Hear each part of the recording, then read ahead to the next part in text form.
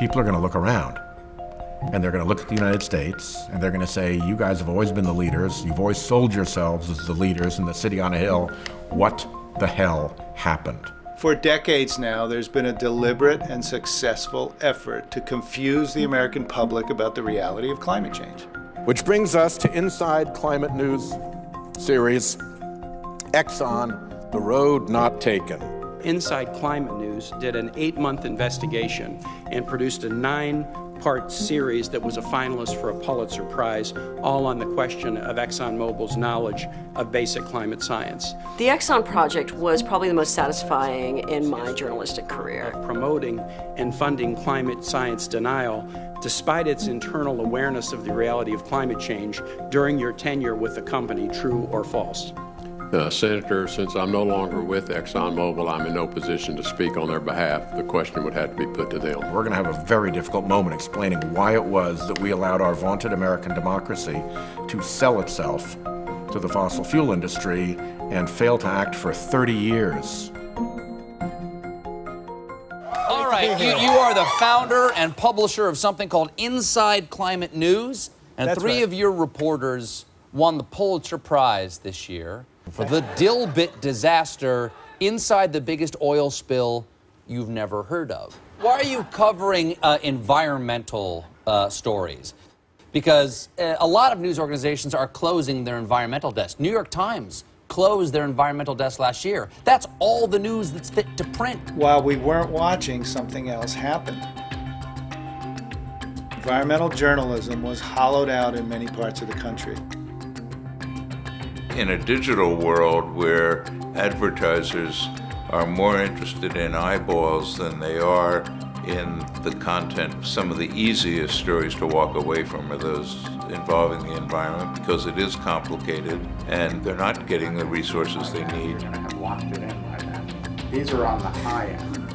I think that if you got to 2 degrees by 2080, We've filled a critical gap in environmental journalism. you gained almost a degree since The climate issue is not being covered properly, and we thought we had a contribution to the make. actual observed temperature. I started Inside Climate News 10 years ago with Stacey Feldman. You have the bandwidth to do something like that that's worth exploring. Is there anything else on the agenda for this week? Also go in the opposite direction. We now have 15 people working here, which I think makes us the largest environmental newsroom in the country. Really very interesting things to go down that people are not writing about that are very... And in the coming years, we're going to be working with local media all across the country to establish a national environment reporting network.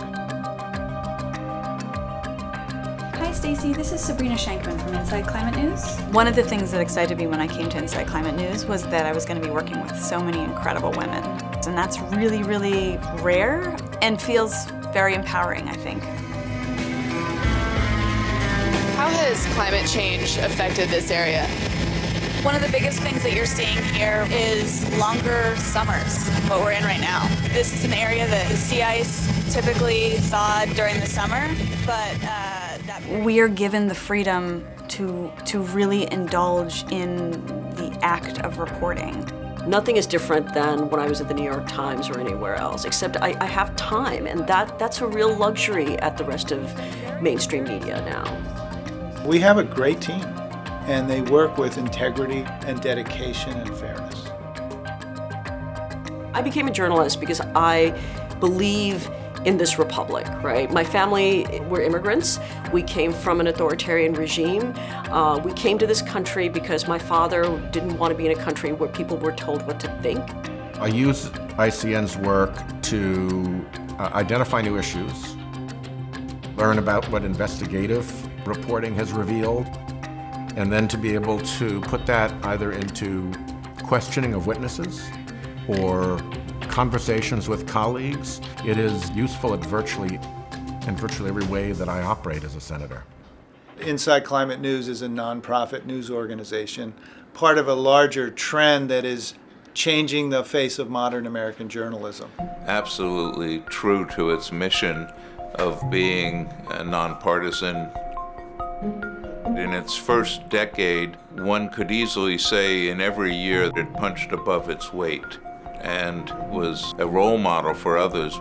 What's causing decisions that are made to be made? Who are the powers that be following the money? Digging below the surface to see the story behind the story. This is a return to the core mission of journalism, which is shedding light on things that a lot of people would like to keep hidden. You can see the impacts of climate change in America and all over the world. It's a story that's not going away. Why do we have to talk about it? Because you don't want it. If we ignore the environment, won't it just go away?